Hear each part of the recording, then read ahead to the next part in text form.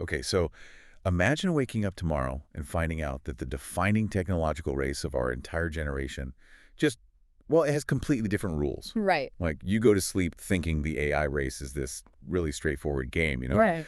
Whoever has the biggest, most expensive supercomputer wins. The standard Silicon Valley playbook. Exactly.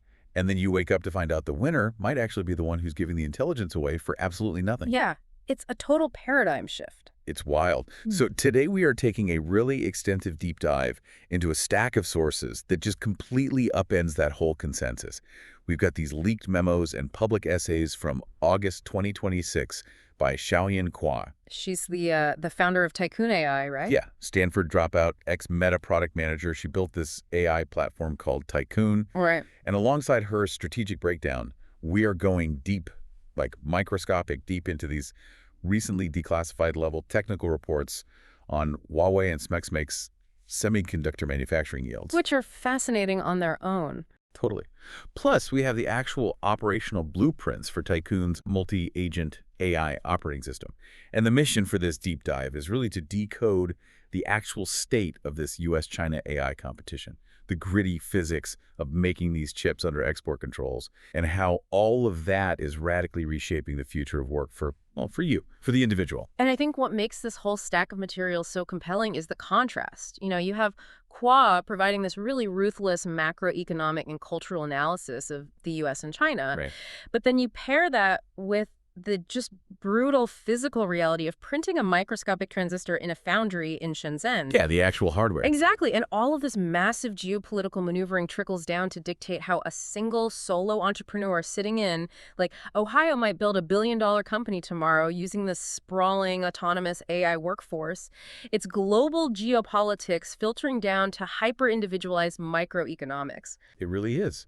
Because, I mean, the assumption for the last few years has been pretty straightforward. The companies that invent the frontier AI models, Yeah. the ones pushing the absolute boundaries of reasoning, they're going to capture all the value. That was the narrative. Right. You build the smartest model, you essentially become the new god of the global economy. OpenAI, Anthropic, Google. People thought they were poised to be the new utility companies, just taxing the entire AI ecosystem. Taxing every API call, yeah? But Xiaoyin Qu's analysis argues the exact opposite is happening. Yeah, she is incredibly blunt about it. Her assessment is that the frontier model layer, like the very foundation of all this technology, is rapidly becoming a commodity. A commodity. Right. And to really grasp why that is happening, we have to look at the mechanics of what goes into training a frontier model in the first place. You need 3 main ingredients. Okay. Data, compute, and talent. Now, for a brief window, U.S. labs really had a monopoly on all 3. But that monopoly has just completely shattered. Take data, for example. The data gap is effectively closed. The major data vendors, they sell the exact same high-quality data sets to research labs in Beijing as they do to labs in San Francisco. So they're literally training on the same internet. Exactly. And furthermore, the advent of using existing high-tier models to generate massive amounts of synthetic data for training, well, that means you don't even really need proprietary human data anymore. Oh, wow. So the AI is teaching the AI? Right. You can spin up a synthetic data generation loop anywhere in the world. Okay, so if the data is basically everywhere, the output starts to converge. It has to. Which brings us to the disruption of these massive multi-billion-dollar U.S. labs. I mean, they are spending unimaginable sums. Billions on talent, billions on data centers, power, just to train the newest iteration of a model. And they launch it. Right, they launch it, they set up their really expensive enterprise API pricing, and then almost immediately, a Chinese lab like DeepSeek or Alibaba just releases an open weight model for free that performs at like 95% of the capability. It's completely upending the business model. It's like, okay, think of it like this. It's like spending $1 billion to invent the most premium, perfectly balanced bottled water on Earth. Yeah. You set up your beautiful storefront, and the very next day, a competitor just hooks up a massive hose and starts giving equally good water away for free right next to your stand. It's such a great analogy. Yeah. Because in the history of software, the base layer almost always commoditizes. Like, look at Unix. Oh, yeah. Unix was highly expensive, highly proprietary, until Linux came along. And Linux was this open source, free alternative that eventually became robust enough to run basically the entire internet. Right. But what Kuei points out is that what we're seeing now isn't just organic, open source community development. Open sourcing a highly capable billion-parameter AI model is being used as an actual economic weapon. Cool. Yeah, it is a strategic maneuver to actively destroy a competitor's business model. I mean, Qu says it in the essay, if a Chinese lab cannot match the sheer profit margins of a dominant U.S. tech giant, they salt the earth so no one gets to have profit margins. Right. If I can't win, nobody wins. Exactly. They turn intelligence into a utility where the price is just trending aggressively towards zero. And Qu actually has this quote where she says, every other layer is making money except for you, meaning the frontier labs. And she says, that must feel shitty as hell. That must feel shitty as hell. I love that. But wait, hold on. Let me push back on this water analogy for a second.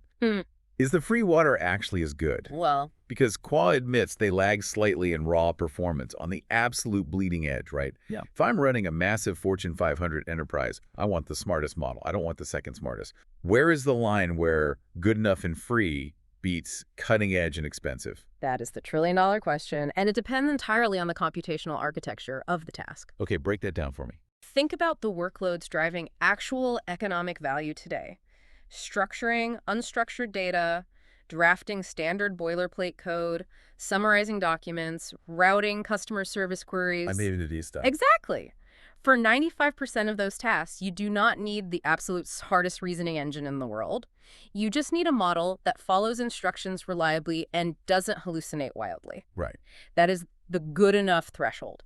And once an open-weight model crosses that line, paying a massive premium for a frontier model only makes economic sense for incredibly complex, multi-step edge cases. So the premium market just shrinks. It shrinks drastically. Yeah. And because these open-weight models are improving, they use these mixture of architectures and speculative decoding techniques, they're improving every few months. So that good enough line moves higher and higher really rapidly. Squeezing the U.S. models into a tinier and tinier corner. Highly specialized, very small corner of the market. Okay, so for the listener, this means the tools you use every day, the cost of that intelligence is basically heading to zero. But if these incredibly capable models are being given away for free, the immediate question is, how does anyone afford this? Even a state-backed lab. Training a model of this scale is a furnace that just burns hundreds of millions of dollars in compute time. Right. But Qu points out that models like DeepSeek are operating at costs sometimes 100 times cheaper than their U.S. counterparts. 100 times. How? This is where we have to look at the mechanics of vertical integration. It's the playbook. And it isn't just one magic bullet, it's a stack of systemic advantages.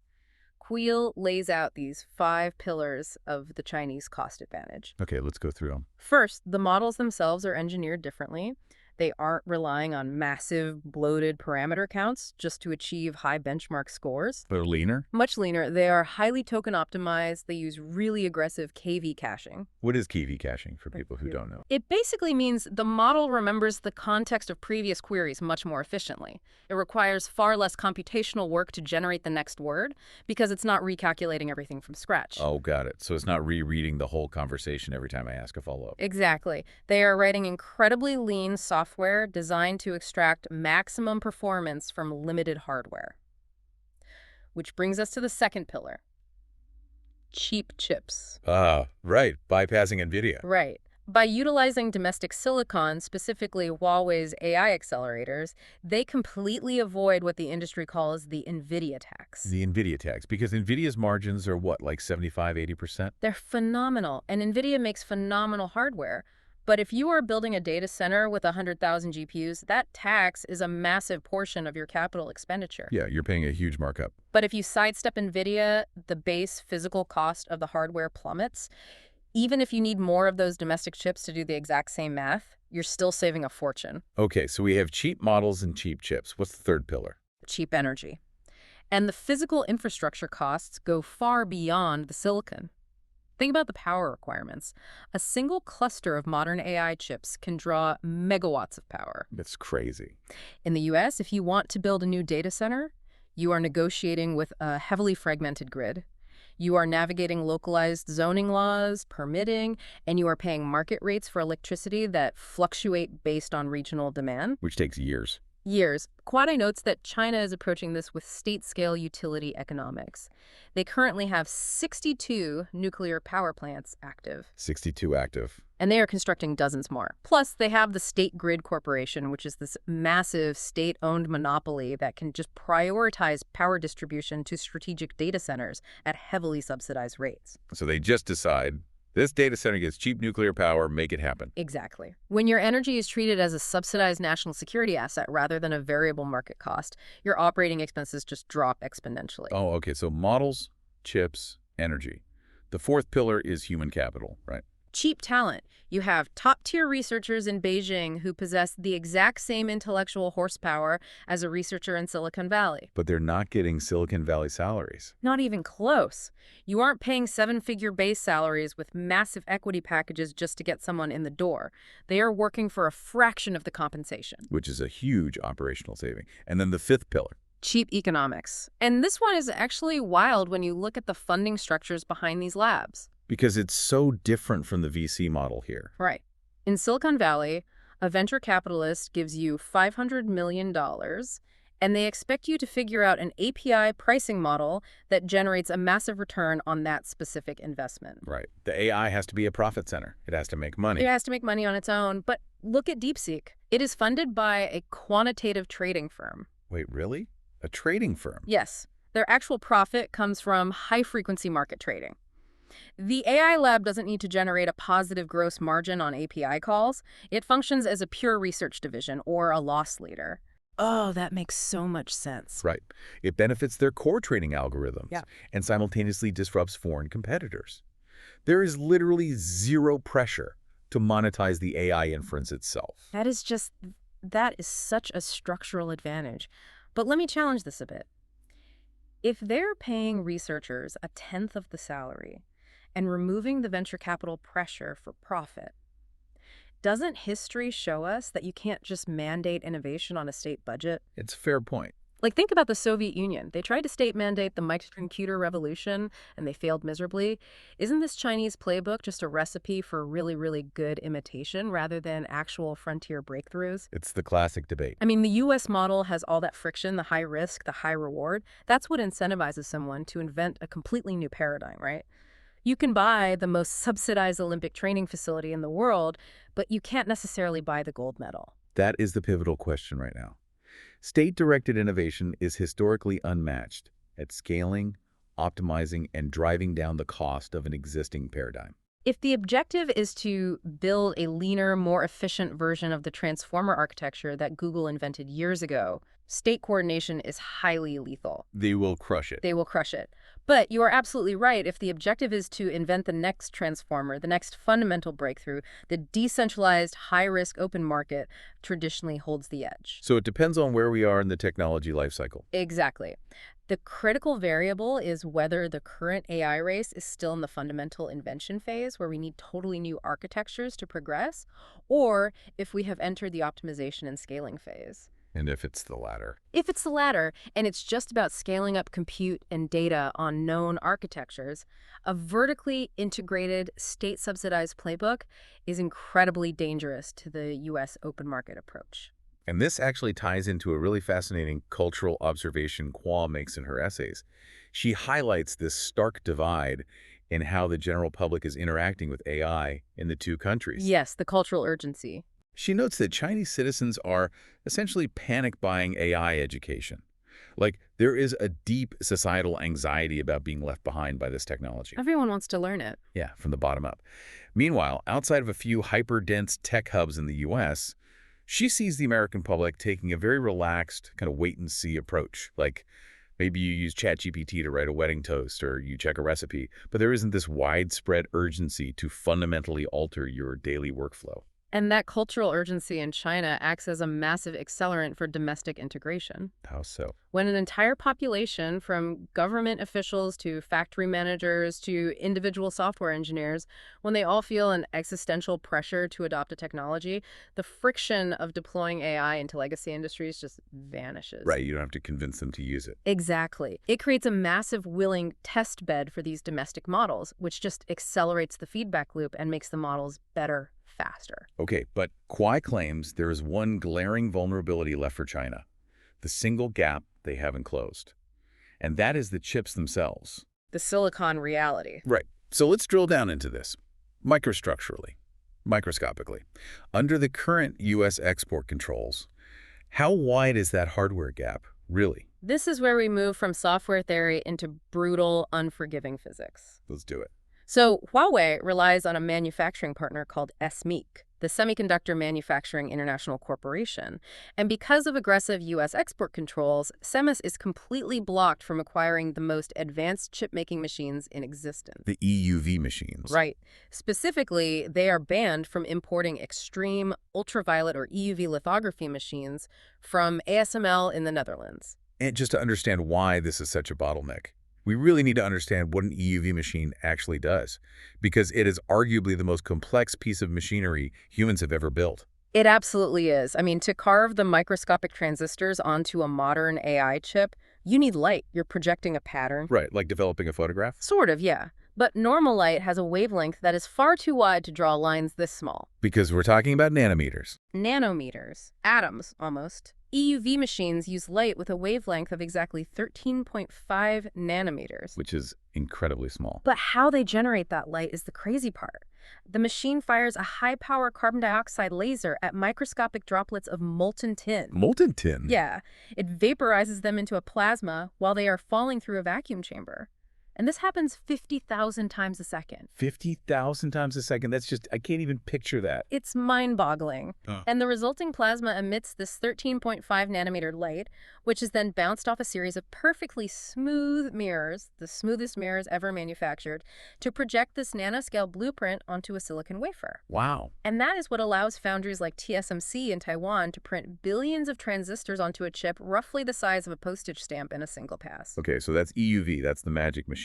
And SMIC cannot buy this machine. Banned. Completely banned. So they're stuck using older technology, DUV, or deep ultraviolet lithography. Right. DUV uses an argon fluoride laser, which produces light with a wavelength of 193 nanometers. 193 versus 13.5. That is a vastly thicker wavelength. It's huge by comparison. It's like, okay, if EUV is this hyperfine single-hair detail brush for painting a miniature masterpiece, DUV is basically a thick house painting brush. That's a really good way to visualize it. And SMIC is being told by the Chinese government, you need to paint the exact same intricate masterpiece using the thick brush. Right. So how do you paint a 5 nanometer line with a 193 nanometer brush? How do you do it? You have to rely on a process called multi-patterning. Specifically, SMIC uses a technique known as self-aligned quadruple patterning, or SAQP. Okay, walk us through the physical steps of SAQP. Yeah. What does it actually mean to multi-pattern a wafer? Because it sounds exhausting. It is exhausting. So instead of exposing the silicon to the light once to create the pattern, you have to build physical structures on the wafer to force the lines to be thinner. Okay. You start by depositing a sacrificial layer of material on the silicon. You use your thick DUV light to etch a relatively wide pattern into it. They call this a mandrel. A mandrel, okay. Then you deposit a new chemical layer over that mandrel. You etch it again to create spacers on the sides of the mandrel. Then you chemically remove the original mandrel, leaving only the thin spacers behind. So you're like tracing the outside of the thick line to make two thin lines. We've essentially created two thin lines out of one thick line, yes. But for SAQP, quadruple patterning, you have to repeat this entire agonizing deposition, etching, and removal process multiple times. Oh my God. You are literally carving the tiny spaces between the thick lines. But wait, every single time you take a silicon wafer out of a machine, coat it in chemicals, put it back in, and try to align it perfectly to a pattern that is measured in atoms, the margin for error must be catastrophic. It's a nightmare. Like if the wafer shifts by a single nanometer during the second or third pass, does the whole chip just fail? Yes. It leads to what the industry calls edge placement errors. A single nanometer misalignment means the electrical pathways cross and you just short-circuit the transistor. The chip is dead. Dead.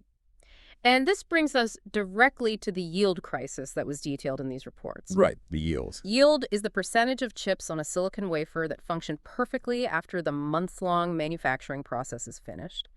When TSMC uses an EUV machine to print a 7-nanometer chip, they can do it in fewer passes.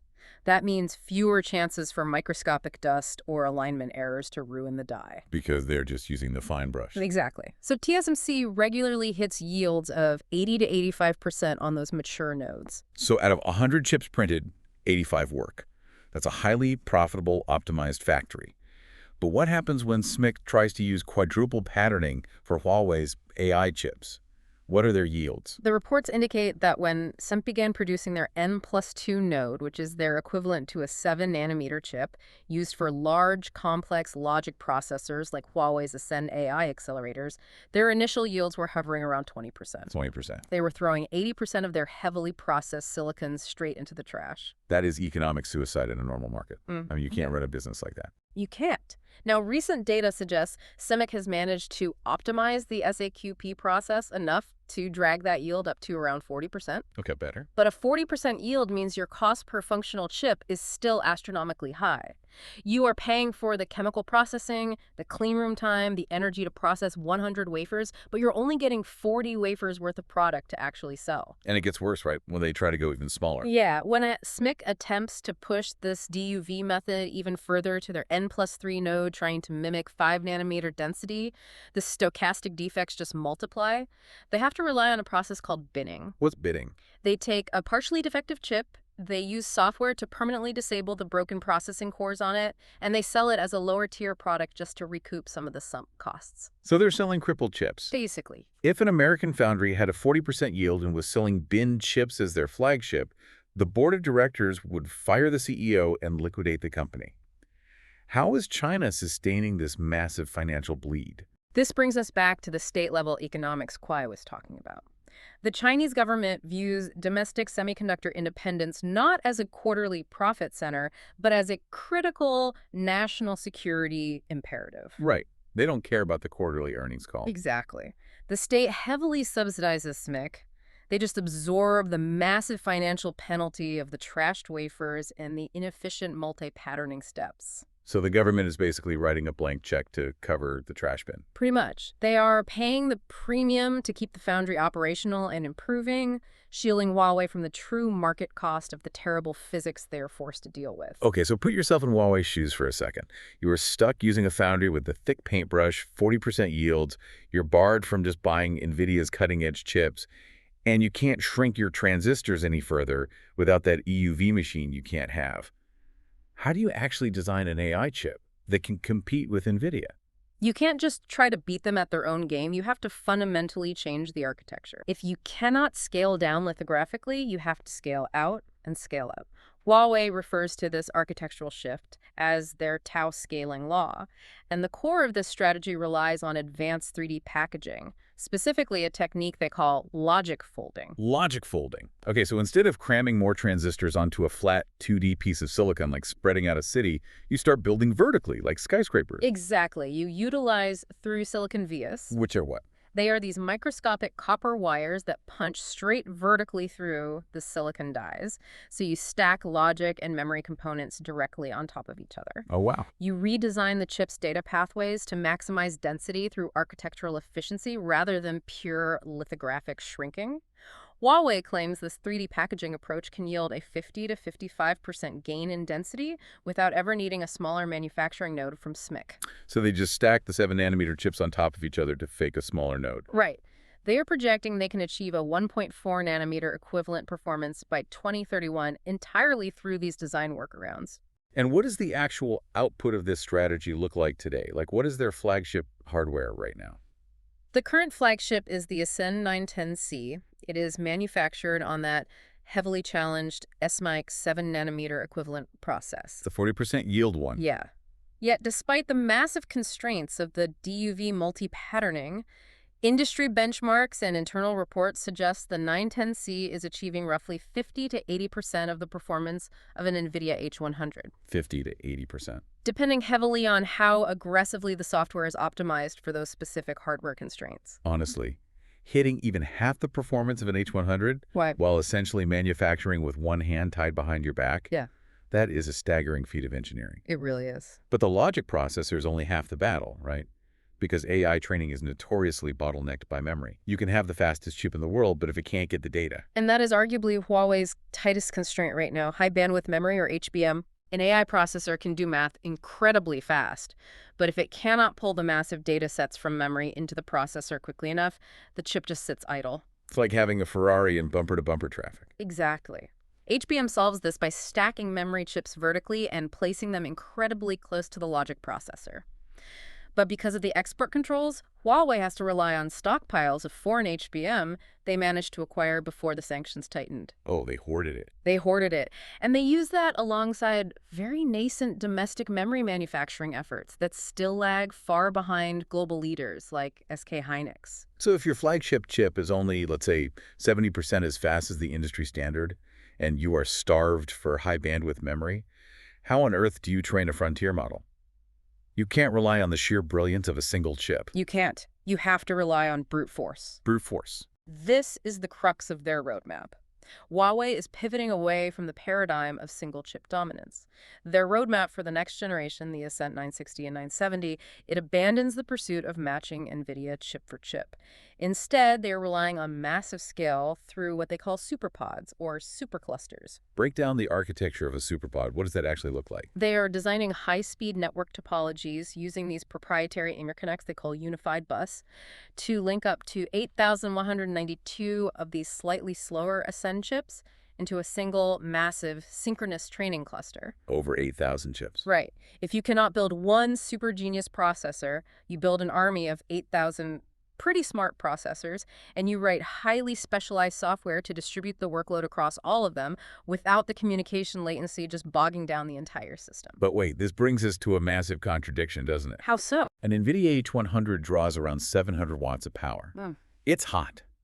If Huawei has to string together 8,000 older, less efficient chips to match a much smaller cluster of cutting-edge US chips, the power draw of that superpod must be astronomical. It's massive. Doesn't the immense heat generated and the sheer megawatts required to run that cluster completely negate the cheap energy advantage we talked about earlier?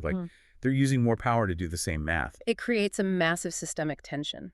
You're absolutely right. The power requirements to cool and run a brute force superpod of less efficient chips are staggering. Right. If Huawei or DeepSeek had to pay market rates for that electricity on a fragmented, profit-driven grid, the cost per training run would bankrupt them instantly. This is why the state-subsidized nuclear power isn't just an economic bonus. It is an absolute structural necessity. So the nuclear plants are literally the only thing keeping the AI race alive for them. The cheap, state-mandated energy is the load-bearing pillar that makes the inefficient hardware viable at scale. It all ties back to the vertical integration of the state. If they didn't have the state grid, the SMIC yields and the power draw would kill them. That is just, wow, the pieces all fit together. Which brings us to the geopolitical level of this whole deep dive. How is the U.S. government reacting to this reality? Because they put the export controls in place to choke China's AI progress. Has it worked? Well, according to Xiaoyin Qu, the U.S. policy has been a massive strategic failure. A failure. Qu is heavily critical of the current regulatory approach. And remember, we are looking at this purely through Qua's geopolitical lens from her 2026 essays. Right, just analyzing her arguments on the policy consequences, not endorsing a political side. Exactly. Her core argument is that U.S. policy is fundamentally reactive and defensive. The strategy relies on entity lists, foreign direct product rules, halting data center permits due to environmental concerns, and blocking the export of advanced lithography. Right, it's all about stopping the other guy. The entire posture is designed to trip the person running next to you, rather than accelerating your own pace. Qu actually references NVIDIA's CEO in this, right, Jensen Huang. She points out that he warned regulators years ago that banning the sale of top-tier NVIDIA chips to China was a miscalculation. He did, and Huang's logic was rooted in ecosystem lock-in. Explain that. If Chinese tech giants had been allowed to continue purchasing NVIDIA hardware, they would have remained permanently dependent on NVIDIA's proprietary CUDA software platform. Because CUDA only runs on NVIDIA chips. Right. The entire Chinese AI industry would have been built on a foundation controlled by an American company. By abruptly cutting off the hardware supply, the U.S. government forced China into an existential crisis. They had no choice. They had no choice but to aggressively fund and optimize for a domestic alternative. The export controls catalyzed the creation of Huawei's independent hardware and software ecosystem, which is now becoming deeply resilient. So we forced them to become self-sufficient. That's Qua's argument, yes. Qu also points out a profound political irony regarding the domestic regulation of open-weight models in the U.S. And again, just to be clear, strictly analyzing the unintended consequences here. But she observes that efforts by the U.S. government to heavily restrict or ban the release of open-weight AI models, for security reasons, that would actually be the greatest possible gift to the Chinese ecosystem. Her analysis centers on the concept of permissionless innovation. Permissionless innovation. Right. The historical advantage of the United States has never been top-down, state-led coordination.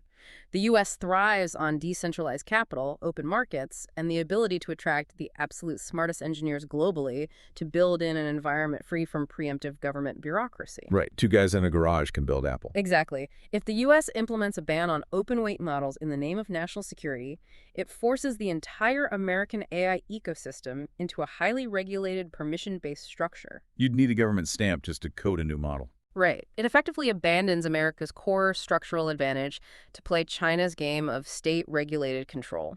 And Qu argues that is a game the U.S. will unequivocally lose. Because the Chinese state apparatus is structurally designed for long-term, coordinated regulatory execution in a way the U.S. system simply is not. So what is her prescription for the U.S. then? If defense is bad, what's the offense? She advocates for a radical pivot toward acceleration. She argues the U.S. must unblock compute by rapidly overriding local zoning to approve massive data centers. Just build them. Just build them. And she advocates for immediately offering unconditional green cards to all top AI researchers globally to just drain talent from competing nations. It feels like a sports analogy, What? The U.S. scored the first touchdown with ChatGPT. They dominated the first quarter.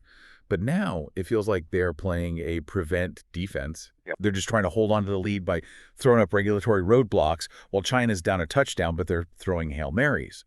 They're building 60 nuclear reactors, open sourcing massive models to disrupt the market.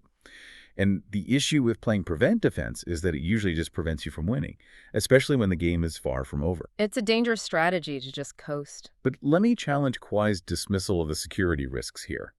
Because if you have frontier open-weight models that can rapidly synthesize novel chemical compounds or discover zero-day vulnerabilities in critical infrastructure or orchestrate massive autonomous cyber attacks, isn't there a highly valid existential reason to not just post the weights on an open server? It's a very real concern. Right. Like if releasing the model gives adversarial states a literal weapon, isn't slowing down the ecosystem a necessary evil? That is the defining policy debate of this technological era.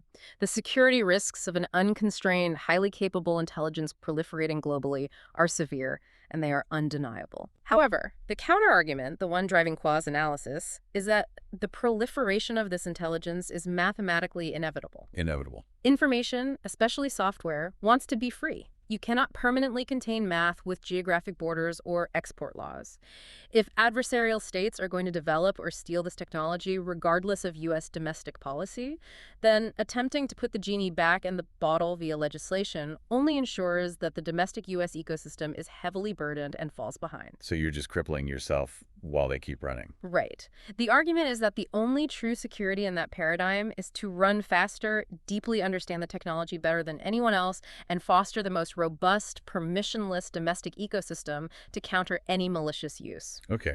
So we have explored the macroeconomics, the global supply chains, the multi-patterning physics of the chips, the nuclear grids.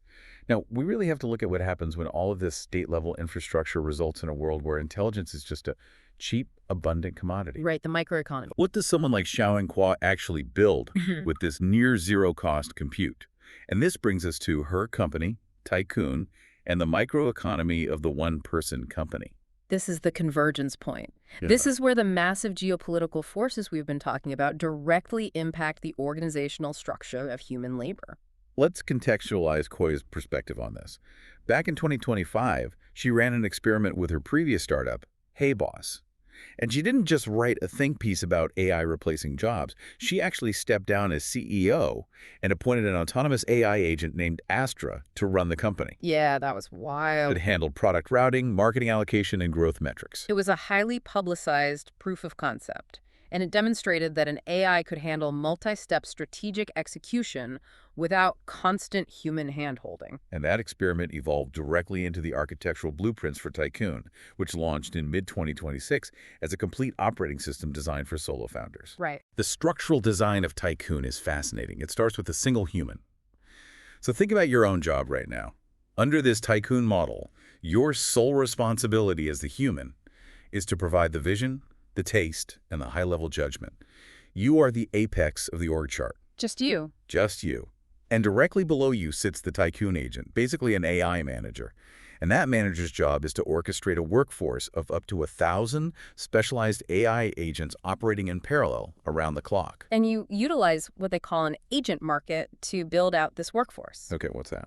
You can spin up Darren, an AI CTO agent equipped with a massive context window to ingest your entire code base, handle full-stack app development, and execute deployments. So Darren is just coding all day. Exactly. Oh. You can deploy Jordan, an AI CMO agent connected to live ad networks to run and optimize marketing campaigns. But how does this actually work technically? If Darren, the CTO, and Jordan, the CMO, are constantly working, generating all this stuff, how does the system not just collapse into a hallucinating mess of conflicting code and off-brand marketing? I mean, AI hallucinates.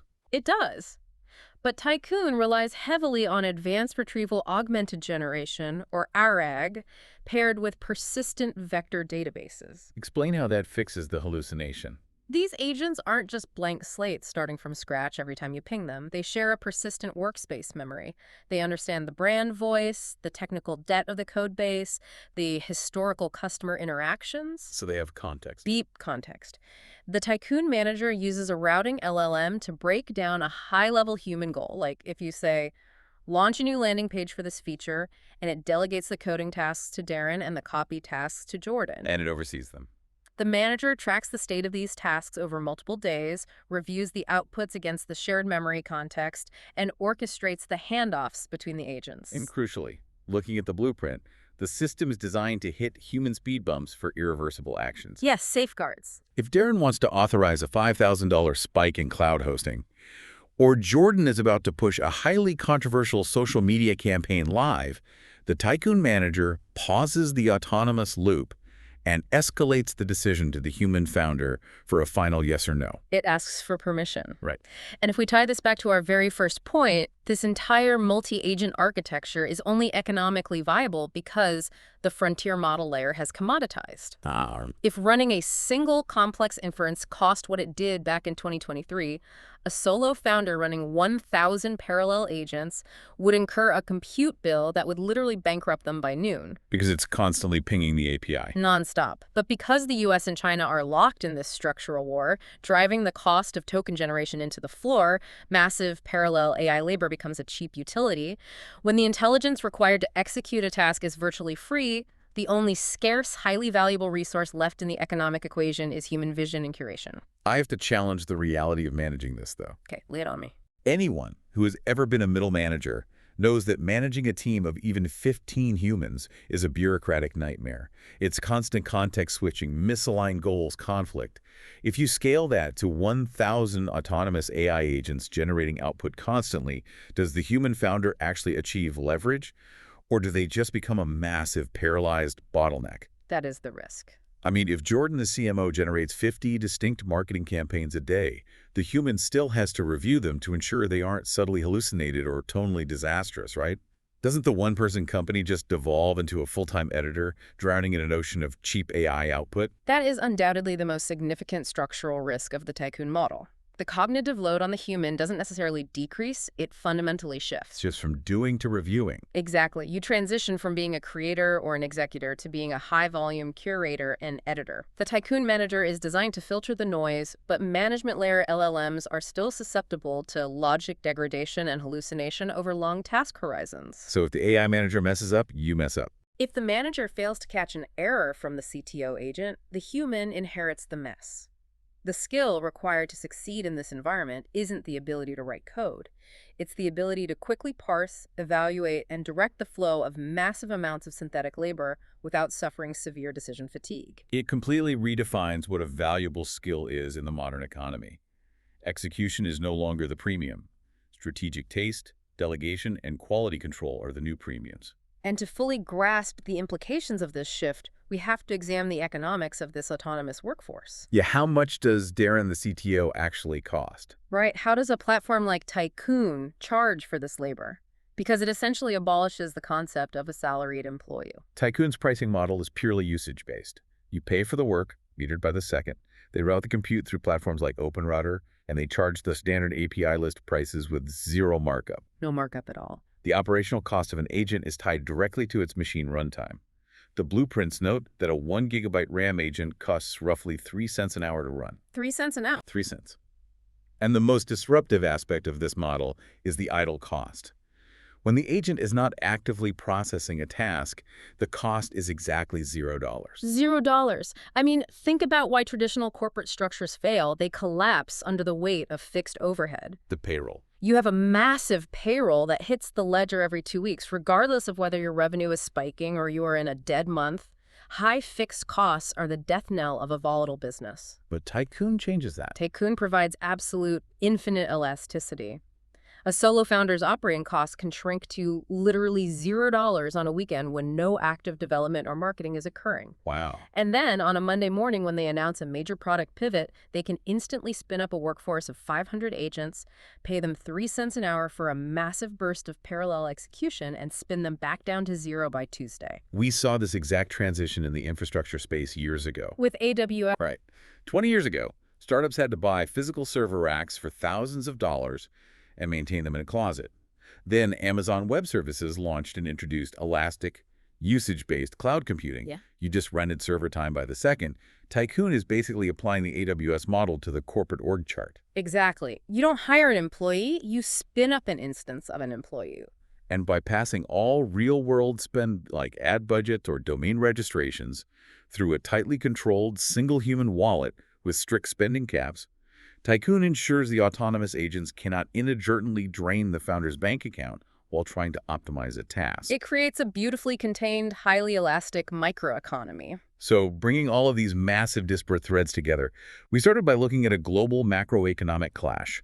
The US and China are not just racing to build the most expensive supercomputer, they're engaged in a brutal structural war to drive the cost of digital intelligence down to absolute zero the fastest. Right. China is relying on a state-subsidized playbook of brute force abundance. The nuclear plants. They're using 62 nuclear reactors to power massive superpods of inefficient DUV chips. They're utilizing extreme multi-patterning physics to bypass U.S. export controls. And they're open-sourcing highly optimized models to crush the profit margins of U.S. tech giants. Meanwhile, the U.S. continues to lead in pure, unconstrained architectural innovation, but is increasingly struggling with regulatory friction, defensive export policies, and that tension between security and open market speed. It's a totally different approach. And while these geopolitical superpowers battle over the physical infrastructure, entrepreneurs like Xiaoyin Qu are taking that resulting commoditized, near-zero-cost compute and building applied operating systems that allow a single human to wield the productive output of 1,000 workers. The macro-level geopolitical war is quite literally subsidizing the microeconomic conditions required for the one-person enterprise to exist. Which leaves us with one final, deeply provocative thought that connects the macro to the micro. Yeah.